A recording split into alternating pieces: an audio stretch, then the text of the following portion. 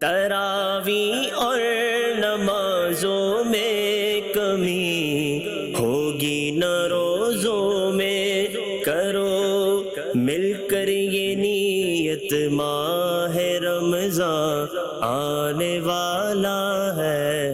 الحمدللہ رب العالمین والصلاة والسلام علی سید المرسلین، اما بعد فاعوذ باللہ من الشیطان الرجیم۔ بسم اللہ الرحمن الرحیم۔ الصلاة والسلام علیکہ یا رسول اللہ وعلی آلکہ واصحابکہ یا حبیب اللہ۔ الصلاة والسلام علیکہ یا نبی اللہ وعلی آلکہ واصحابکہ یا نور اللہ۔ مدنی چینل کے ناظرین، پروگرام درس تراویح میں آپ کو خوش آمدید کہتے ہیں۔ رمضان المبارک کی 6 تاریخ اور یہ رات اپنی برکتیں لٹا رہی ہے، اور اس رات میں ہم پارہ نمبر 6 کا کچھ خلاصہ سننے کی سعادت حاصل کریں گے۔ جس طرح رمضان شریف کی راتیں اور تاریخیں بدل رہی ہیں، انہی کے ساتھ ساتھ انشاءاللہ پارے کا بھی وہی نمبر ہوگا جو رمضان شریف کی تاریخ ہوگی۔ تو 6 پارے کا کچھ خلاصہ انشاءاللہ عرض کرنے کی کوشش کی جائے گی۔ اول تاخیر ہمارے ساتھ اس پروگرام میں شامل رہیں تو قرآن مجید فرقان حمید کی کئی آیات مبارکہ، ان کا کچھ پس منظر اور خلاصہ تفسیر تشریح سننے کی سعادت حاصل ہوگی۔ ناظرین کرام، اس 6 پارے میں بیسک تو بہت سے ایسے احکامات اور بہت سے ایسے اہم ترین مضامین، جن میں بطور خاص اگر ہم گفتگو کریں تو حضرت عیسیٰ علیہ السلام کے آسمانوں پر اٹھائے جانے، یہود کی بہت زیادہ مذمت، طرح طرح کی ان کی عہد شکنی، سود کھانے پر، اور اسی طریقے سے اور کئی طرح کی اللہ کی نافرمانیاں کرنے پر رب تعالیٰ نے کئی مقامات پر ان کی مذمت کی، اور ساتھ حضرت عیسیٰ علیہ السلام اور آپ کے آسمانوں پر اٹھائے جانے کا ذکر ہوا۔ اسی پارے میں سورۃ المائدہ ہے، اور وہ خاص دسترخوان جو حضرت عیسیٰ علیہ السلام نے جس کی دعا مانگی اللہ کی بارگاہ میں کہ ہم پر ایک خوان نازل کر اور وہ ہمارے اگلوں اور پچھلوں کے لیے عید کا دن ہو جائے، جو کہ اسی سورہ مائدہ کے آخر میں اس کا بھی بیان موجود ہے۔ اسی پارے کے اندر باقاعدہ وضو کی فرضیت، جب نماز کو قائم کرنا ہے تو وضو کرو، تو اس کے حوالے سے بھی مکمل وضو کے 4 فرض ہیں، ان کا بیان اس میں موجود ہے۔ اسی پارے کے اندر اللہ پاک کی بارگاہ میں وسیلہ تلاش کرنے کے حوالے سے بھی ذکر ہے۔ اسی پارے کے اندر حضرت آدم علیہ السلام کے بیٹے حابیل رضی اللہ عنہ، ان کی شہادت کا واقعہ بھی موجود ہے، اور روح زمین پر سب سے پہلے ہونے والے قتل کا بیان بھی اسی پارے میں موجود ہے۔ انشاءاللہ کچھ چیزیں اس پارے کی خلاصتاً ہم سنتے ہیں۔ اللہ پاک کے ارشاد فرماتا ہے، بسم اللہ الرحمن الرحیم، لا يحب اللہ الجہر بالسوء من القول الا من ظلم وکان اللہ سمیعا علیما۔ بری بات کا اعلان کرنا اللہ پسند نہیں کرتا مگر مظلوم سے، اور اللہ سننے والا جاننے والا ہے۔ بری بات کا اعلان کرنا، مفسرین لکھتے ہیں کہ اس بری بات سے مراد وہ کیا ہے؟ اس سے مراد گالی بھی ہے، اس سے مراد غیبت بھی ہے، لوگوں کی چغلی بھی ہے، اور لوگوں کے پوشیدہ معاملات کسی دوسرے پر ظاہر کرنا، یہ بھی اس سے مراد ہے۔ بری بات کا اعلان کرنا، تشہیر کرنا، بتانا بغیر کسی شرعی وجہ کے سبب کے، تو اس کی اجازت نہیں، اور اللہ ایسی چیزوں کو پسند نہیں فرماتا۔ تو خلاصہ یہ ہوا کہ اللہ تعالیٰ یہ پسند نہیں کرتا کہ کسی کے پوشیدہ معاملات کو کسی دوسروں پر بلا وجہ ظاہر کیا جائے، اور یہ بھی کہ بری بات کے اعلان کرنے سے گالی دینا، تو اللہ یہ پسند نہیں کرتا کہ کوئی گالیاں دے، بلکہ حدیث پاک میں نبی کریم صلی اللہ علیہ وآلہ وسلم نے فرمایا، مسلمان کا بھائی ہے، وہ اس پر ظلم نہیں کرتا اور نہ اسے گالی دیتا ہے۔ مسلمان کا بھائی نہ ظلم کرتا ہے نہ اسے گالی دیتا ہے۔ ایک روایت میں فرمایا گیا، مسلمان کو گالی دینا فسق ہے، اسے فسق قرار دیا گیا ہے۔ یہاں جو یہی بات بھی ارشاد فرمائے گی، الا من ظلم، مگر وہ کہ جس پر ظلم کیا گیا ہو۔ مظلوم شخص اپنے حق کے وصول کے لیے کہیں بھی عدالت میں حاکم کے پاس وہ اس کی شکایت لے کر جائے، اور جس نے اس پر ظلم کیا اس کی درخواست دائر کرے، یہ اس کا حق بنتا ہے۔ تو وہ اگرچہ بری بات ایک طرح کی ظاہر ہوگی، مگر اب یہ ایک شریعت نہیں اسے گویا کہ اجازت اور رخصت دی ہے۔ اسی طرح اگر ظالم کا کسی کے سامنے یوں تذکرہ ہے کہ فلاں نے میرے اوپر یہ ظلم کیا یا مال چوری کیا یا غصب کیا، تو اس کی بھی رخصت موجود ہے۔ یا ناظرین کرام، بری بات کو اللہ پسند نہیں فرماتا۔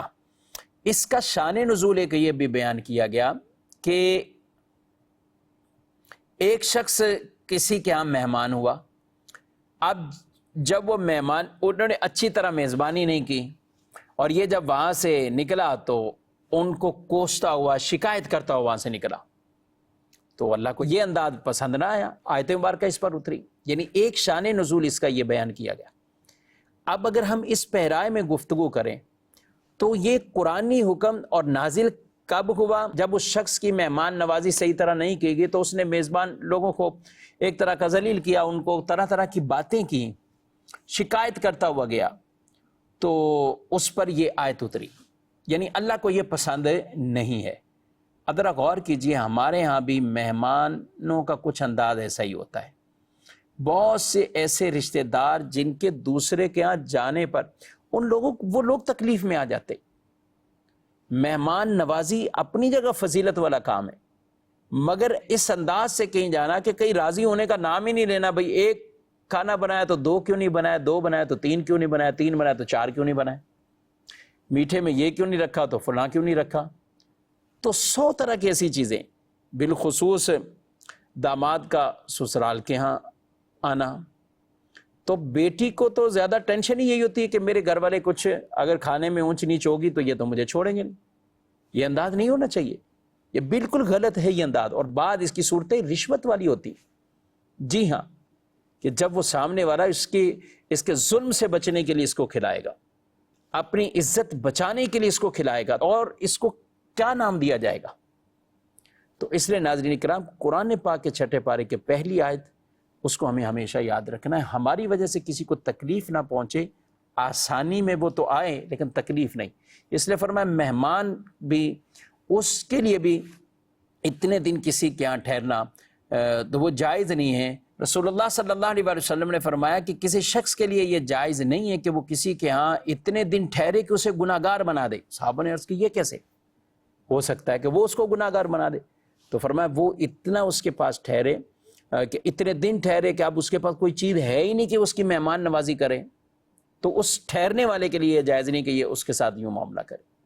تو بہرحال مہمان نوازی کے بھی اپنے آداب بیان کیے گئے، میزبانی کے بھی بیان کیے گئے ہیں، لیکن مہمانوں کے بھی آداب بیان کیے گئے ہیں۔ یہ انداز بالکل غلط ہے کہ کسی کے گھر جائیں، کھائیں پئیں بھی اور پھر انہیں کو کوستے ہوئے آ جائیں۔ ایسا انداز مسلمانوں کا بالکل نہیں ہونا چاہیے۔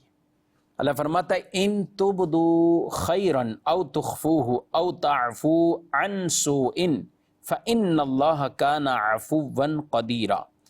اور اگر تم کوئی بھلائی اعلانیہ کرو یا چھپ کر یا کسی کی برائی سے درگزر کرو تو بے شک اللہ معاف کرنے والا، قدرت والا ہے۔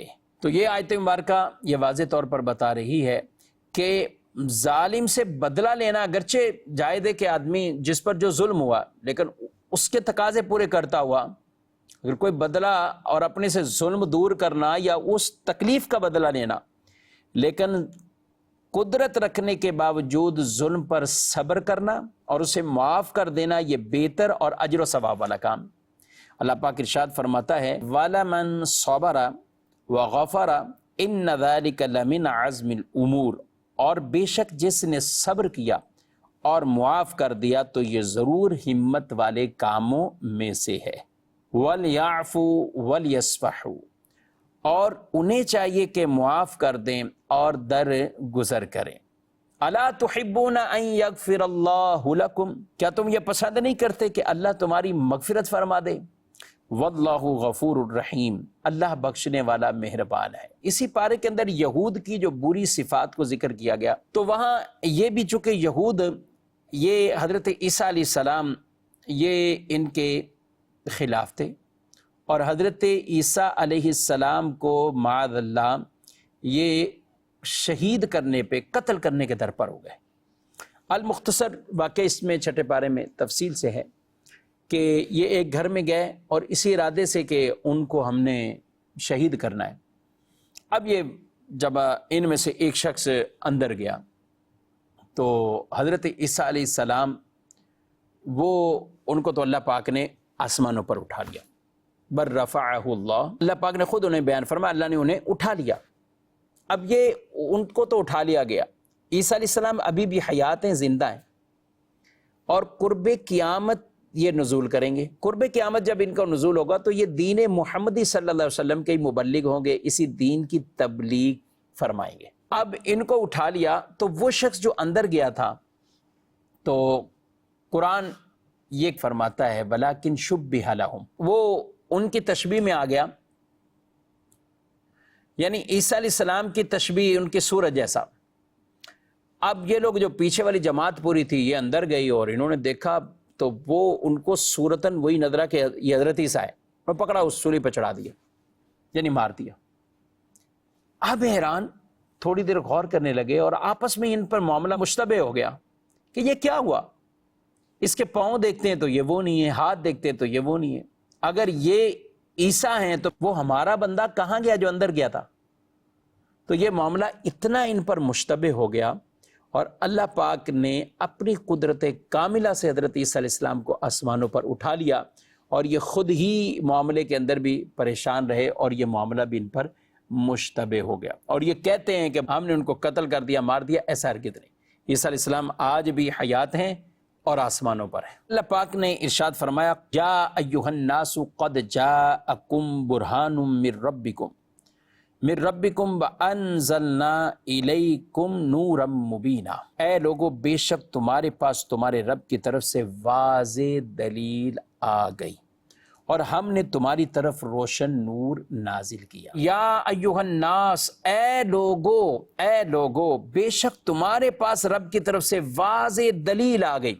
یہ برہان کون ہیں؟ یہ میرے اور آپ کے پیارے نبی صلی اللہ علیہ وسلم، یہ اللہ پاک کی ایسی دلیل ہیں جو سر تا پاؤں تک اللہ کی معرفت کی بھی دلیل ہے، جن کی صداقت پر ان کے معجزے گواہ ہیں، اور جو کچھ نبیوں کو اللہ نے معجزات دیے، نبی کریم علیہ السلام کو ان سے کئی زائد معجزات عطا فرمائے،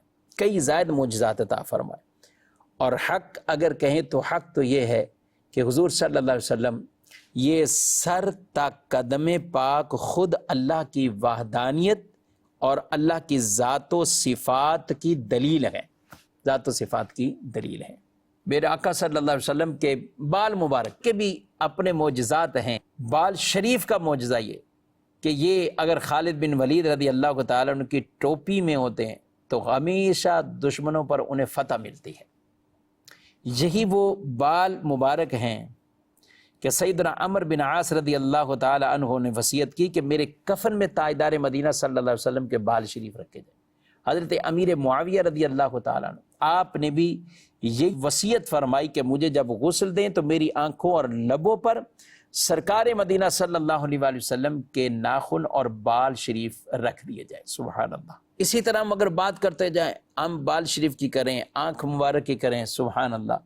آنکھ مبارک تو وہ ہے کہ جس نے قیامت تک کے واقعات کو پہلے سے ہی دیکھ لیا، جنت اور دوزخ کو دیکھا، عرش اور کرسی کو دیکھا، جاگتے ہوئے رب کا دیدار کیا، سبحان اللہ۔ آنکھ وہ ہے کہ حضور زمین پر ہیں مگر آنکھ اٹھائیں تو وہ جنت کو بھی ملاحظہ فرما رہے، جنت کو بھی ملاحظہ فرما رہے، سبحان اللہ۔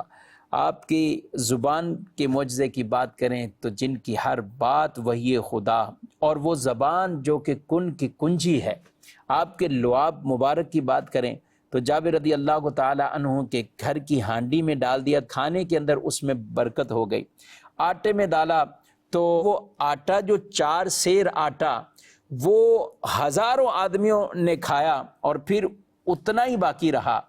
خیبر کے مقام پر حضرت علی رضی اللہ تعالیٰ عنہ کی آنکھ مبارک میں لگا تو دکھتی آنکھ کو آرام ہو گیا۔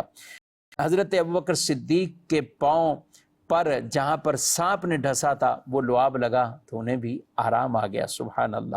ہاتھ مبارک کی بھی بات کریں تو سبحان اللہ، ہاتھ حضور اٹھائیں تو خود فرماتے ہیں کہ میرا ہاتھ جنت تک پہنچ گیا۔ انہی سے کنکریاں کچھ لیں اور وہ کفار کی طرف بدر کے مقام پر آپ نے پھینکی۔ وما رمیت اذ رمیت ولکن اللہ رما، اللہ فرماتا ہے اور آپ نے نہیں پھینکا جب آپ نے پھینکا، لیکن اللہ نے پھینکی۔ یہی وہ ہاتھ مبارک کسی بیمار پر آتے ہیں تو اللہ انہیں شفا دے دیتا ہے، یہی ہاتھ اللہ کی بارگاہ میں اٹھتے ہیں تو دعائیں قبول ہو جاتی ہیں۔ سبحان اللہ۔ اسی ہاتھوں پر جب صحابہ نے ہاتھوں کو رکھ کر وہ بیعت کی تھی تو اللہ فرماتا ہے ید اللہ فوق ایدیہم، ان کے ہاتھوں پر اللہ کا دست قدرت۔ سبحان اللہ۔ تو یہ ہاتھوں کا کمال، انگلیوں میں دیکھیں تو کیا کمال ہے کہ ان انگلیوں سے 5 پانی کے چشمے جاری ہو گئے، یہ انگلیوں کا کمال ہے۔ یہی انگلیوں کے اگر اشارے ہوتے تو بادل بھی اس طرف چلا جاتا جہاں حضور علیہ السلام اشارے فرمان، چاند کے ٹکڑے کر دیے۔ تو ناظرین کرام غور کرتے جائیں تو حضور علیہ السلام کی ذات ہی ایسی برہان ہے، دلیل ہیں۔ رب تبارک و تعالی کی ذات پر کیسے دلیل ہیں کہ جس رب نے ایسی شانوں والا محبوب بنایا ہے وہ رب خود کتنی قدرتوں والا ہوگا، وہ خود کتنی شانوں والا ہوگا۔ یہ اللہ کے خاص بندے ہیں، رسول ہیں، اور وہ خالق مالک ہے، یہ عابد ہیں، وہ معبود ہیں، یہ عبادت کرنے والے ہیں اور بندے ہیں اللہ کے، اور وہ مالک ہے، وہ رب ہے، تو وہ رب کتنی شانوں والا ہوگا۔ تو حضور صلی اللہ علیہ وسلم کی ذات اللہ کی ذات پر برہان ہے، یہ دلیل ہے۔ جی ناظرین اکرام، مزید کچھ آگے بڑھتے ہیں اور مضامین پر گفتگو کرتے ہیں۔ سورۃ المائدہ، یہ اس پارے میں باقاعدہ سورہ مبارکہ ہے، اور تقریباً پارے کے اکثر حصے پر، اور پھر آگے 7ویں پارے کے پہلے ربع تک بھی سورۃ المائدہ ہی ہے۔ 7ویں پارے کے بھی ابتدائی کئی رکوع سورۃ المائدہ پر ہی مشتمل ہیں۔ سورۃ المائدہ یہ مدینہ منورہ میں نازل ہوئی، البتہ اس میں ایک آیت مبارکہ دین کی تکمیل پر جو آیت مبارکہ ہے، الیوم اکملت لکم دینکم، یہ آیت مبارکہ حجۃ الوداع کے موقع پر عرفہ کے دن مکہ مکرمہ میں نازل ہوئی، اور سرکار مدینہ صلی اللہ علیہ وسلم نے خطبے میں اس آیت کی تلاوت فرمائی، الیوم اکملت لکم دینکم، کہ آج کے دن تمہارے دین کو تمہارے لیے کامل کر دیا، کامل بنا دیا۔ اللہ فرماتا ہے آج کے دن تمہارے لیے تمہارے دین کو میں نے کامل کر دیا ہے۔ ایک مرتبہ کسی ایک یہودی نے حضرت عمر رضی اللہ تعالی عنہ سے کہا کہ آپ کے قرآن میں ایک آیت ہے، اور اگر وہ آیت ہم پر نازل ہوتی تو ہم اس دن کو عید کا دن بناتے، ہم اس دن کو عید کا دن بناتے۔ تو حضرت عمر رضی اللہ تعالی عنہ نے پوچھا کہ وہ کون سی آیت ہے؟ تو اس نے کہا الیوم اکملت لکم دینکم واتممت علیکم نعمتی ورضیت لکم الاسلام دینا، آج میں نے تمہارے لیے تمہارا دین مکمل کر دیا، اور میں نے تم پر اپنی نعمت پوری کر دی، اور تمہارے لیے اسلام کو دین پسند کیا۔ تو حضرت عمر رضی اللہ تعالیٰ عنہ کہنے لگے کہ ہم اس دن کو بھی جانتے ہیں، اس جگہ کو بھی جانتے ہیں۔ سرکار صلی اللہ علیہ وسلم پر جب یہ آیت مبارکہ نازل ہوئی، مطلب یہ ہے کہ یہ عرفہ کے دن اور جمعہ کے دن نازل ہوئی، تم ایک عید کی بات کرتے ہو، ہمارے لیے تو یہ دونوں عیدیں ہیں، ہمارے لیے یہ دونوں عیدیں ہیں۔ تو یوں حضرت عمر رضی اللہ تعالیٰ عنہ نے اس آدمی کو جواب دیا۔ ناظرین کرام، سورہ مائدہ جب نازل ہوئی تو حضور صلی اللہ علیہ وسلم سواری پر تھے، اور بوجھ ایسا تھا کہ کہا کہ سواری بھی بوجھ برداشت نہیں کر پا رہی تھی، تو آپ صلی اللہ علیہ وسلم نیچے تشریف لے آئے۔ قرآن ہے اور قلب مصطفیٰ پر نازل ہو رہا ہے۔ لو انزلنا هذا القرآن على جبل لرأيته خاشعا متصدعا من خشیۃ اللہ، یہ پہاڑوں پر نازل ہو، پہاڑوں پر بھی اگر وہ نازل ہو تو وہ بھی خشیت الہی سے وہ پہاڑ بھی ریزہ ریزہ ہو جائیں، لیکن قلب مصطفیٰ، سبحان اللہ، اللہ نے کیسی اس دل کو وہ طاقت عطا فرمائی۔ قرآن نازل بھی قلب پر ہوا، اور آپ صلی اللہ تعالیٰ علیہ وسلم، بعض کا صحابہ کرام بیان کرتے ہیں کہ اگر ہماری کسی کی ران پر حضور سر مبارک رکھ کے آرام کر رہے ہیں تو قرآن نازل ہوتا تھا تو ایسا لگتا ہے پنڈلی اور ران ٹوٹ رہی ہے، یعنی اتنی گویا کہ ایک بوجھ والی کیفیت ہوتی، بھاری ہے، ثقیل ہے، لیکن حضور کے قلب مبارک سبحان اللہ کے پورا قرآن نازل ہوا ہے۔ آگے کچھ بڑھتے ہیں، اللہ پاک ارشاد فرما رہا ہے یا ایھا الذین آمنوا اذا قمتم الی الصلاۃ فاغسلوا وجوہکم وایدیکم الی المرافق وامسحوا برؤوسکم وارجلکم الی الکعبین، اے ایمان والو جب نماز کی طرف کھڑے ہونے لگو تو اپنے چہروں اور اپنے ہاتھ کونیوں تک دھو لو اور سروں کا مسح کر لو اور ٹخنوں تک پاؤں دھو لو اور ٹخنوں تک پاؤں دھو لو۔ وضو میں 4 فرائض ہیں، تو چاروں کا تذکرہ یہاں پر، چہرہ بھی دھونا، کونیوں تک ہاتھوں کا بھی دھونا اور سر کا مسح کرنا، یعنی اس سے مراد جو فرض ہے وہ چوتھائی سر کا مسح کرنا اور ٹخنوں سمیت دونوں پاؤں کا دھونا۔ تو یہ 4 فرض جو وضو کے ہیں یہ بطور خاص اللہ پاک نے انہیں بیان فرمایا۔ بقیہ وضو کے اندر جو چیزیں ہیں وہ رسول اللہ صلی اللہ علیہ وآلہ وسلم کی مبارک سنتیں ہیں۔ اور یہ بھی روایات میں ہے کہ جتنا آدمی کو دھونے کا حکم ہے اس سے کچھ زیادہ دھو لیتا ہے تو یہ مستحب ہے، تاکہ ایک بندے کی یقینی کیفیت بھی ہے اور اس کے ساتھ اطمینان قلب بھی حاصل ہوتا ہے۔ اور روایت میں فرمایا گیا جہاں تک اعضائے وضو کو دھویا جائے گا قیامت کے دن وہ اعضاء روشن ہوں گے، وہ اعضاء قیامت کے دن روشن ہوں گے۔ سبحان اللہ۔ تو یوں وضو کی فرضیت کا بیان بھی اسی پارے میں موجود ہے۔ اللہ پاک اسی پارے میں یہ بھی ارشاد فرماتا ہے یا ایھا الذین آمنوا اتقوا اللہ وابتغوا الیہ الوسیلہ وجاہدوا فی سبیلہ لعلکم تفلحون۔ اے ایمان والو، اللہ سے ڈرو اور اس کی طرف وسیلہ ڈھونڈو اور اس کی راہ میں جہاد کرو اس امید پر کہ تم فلاح پاؤ۔ یہ آیت مبارکہ اللہ سے ڈرو اور اس کی طرف وسیلہ تلاش کرو۔ رب تبارک و تعالیٰ کا قرب حاصل کرنے کے لیے، معرفت حاصل کرنے کے لیے وہ وسیلہ کون سا وسیلہ ہے؟ عام طور پر وسیلے 2 طرح کے ہوتے ہیں۔ ایک ہے عمل کا وسیلہ، وسیلہ بالعمل، نماز روزے سے، تلاوت سے، ذکر و اذکار سے، نیک اعمال سے، صدقات خیرات سے، فرائض پر عمل، حرام کو ترک کرنا، یہ ساری چیزیں وسیلہ بن جاتی ہیں اللہ کا قرب حاصل کرنے کے لیے۔ تو یہ کہلاتا ہے وسیلہ بالعمل، عمل کے ذریعے سے قرب الہی حاصل کرنا۔ اور ایک چیز ہے کہ کسی ذات کا وسیلہ، وسیلہ بالذات، کسی ذات کا وسیلہ، یہ اللہ کی بارگاہ میں جو مقرب اللہ کے بندے ہیں، رسول ہیں، انبیاء ہیں، اولیاء ہیں، نیک بندے ہیں، ان پر ان کا وسیلہ اللہ کی بارگاہ میں دینا۔ تو یاد رکھیں یہ دونوں طرح کے وسیلے کو یہ آیت مبارکہ شامل ہے، عمل کا وسیلہ بھی اور ذات کا وسیلہ بھی۔